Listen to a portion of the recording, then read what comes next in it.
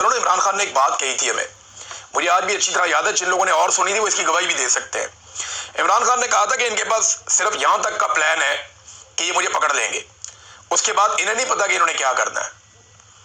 تو وہ مجھے بھی لگا اس وقت کہ شاید تب تو کام ہی ختم ہو گیا جب عمران خان کو پکڑ لیا۔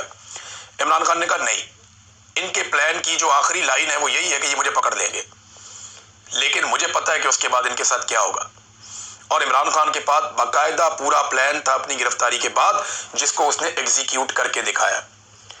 بہرحال پلان تو سب سے بڑا اللہ رب العزت کا ہوتا ہے، اللہ کا پلان کچھ اور تھا، انہوں نے تو سارا کچھ کر کے دیکھ لیا۔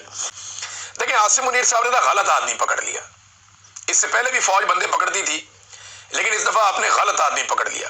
آپ کو لگا آپ اس کو پکڑیں گے اور آپ کی جان چھوٹ جائے گی، وہ معافیا مانگے گا، گڑ گڑائے گا، وہ آپ کو یہ کہے گا میری جان چھوڑ دیں۔ نہیں، یہ نہیں ہوا نا۔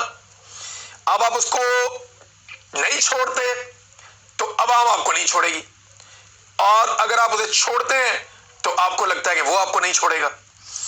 تو ملک تو ایسے نہیں چلے گا نا عوام چلے گی نہ ملک چلے گا۔ تو آپ اسے چھوڑتے ہیں تو پھر پھنس جاتے ہیں، نہیں چھوڑتے تو پھر پھنس جاتے ہیں۔ کس قسم کی بلا کے ساتھ آپ نے پنگا لے لیا؟